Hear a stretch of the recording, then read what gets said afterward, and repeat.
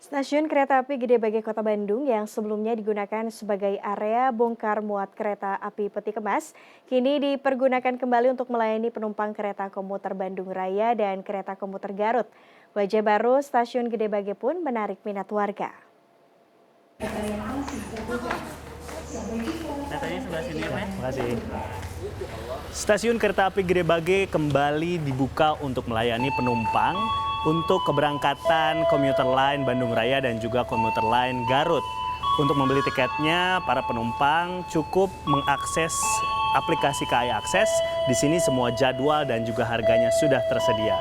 Jadi, selain lansia tidak bisa membeli tiket langsung di loket, harus melalui aplikasi.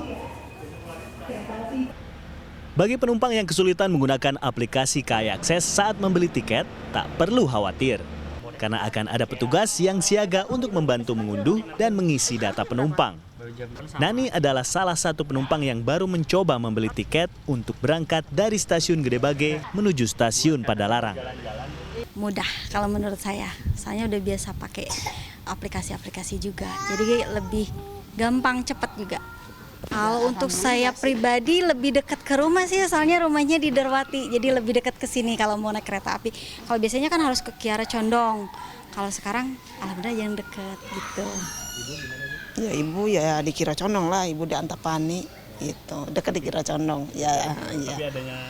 Ya alhamdulillah gitu, kalau bawa cucu kan rumahnya di sini, bisa dekat dari sini.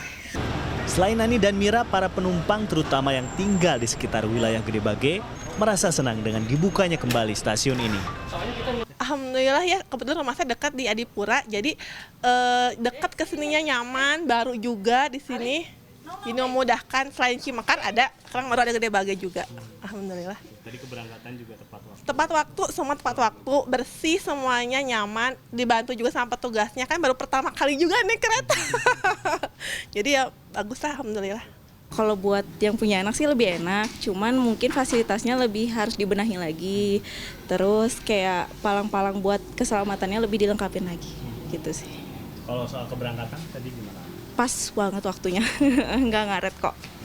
PT Kereta Komuter Indonesia menyatakan, Stasiun Gede Bage kembali dibuka untuk memperluas jangkauan layanan kereta, sehingga semakin banyak masyarakat yang menggunakan transportasi publik. Terdapat 41 perjalanan kereta yang melalui Gede Bage menuju berbagai destinasi. Ada 41 perjalanan kereta yang melalui Gede Bage ya. Jadi ada komuter Bandung Raya itu 34 perjalanan. Ada yang 17 ke Cicalengka, ada juga 17 ke Padalarang. Ini dilayani di stasiun naik turunnya di stasiun Gede Bage. Kemudian ada juga 7 stasiun komuter Garut ya, 3 ke Cibatu, kemudian 4 ke Padalarang. Jadi ini banyak ya, cukup banyak perjalanan kereta yang melalui Gede Bage ini. Kalau kita total itu 41 perjalanan. PT KCI mencatat selama 2 pekan sejak dibukanya Stasiun Gede Bage, sudah hampir 400 penumpang per hari yang naik dan turun di stasiun ini. Paling banyak saat akhir pekan. Jumlahnya berpotensi meningkat menjadi 500 hingga 700 penumpang per hari, seiring dengan rencana pengembangan koneksi dengan moda transportasi lain, seperti bus dan ojek online.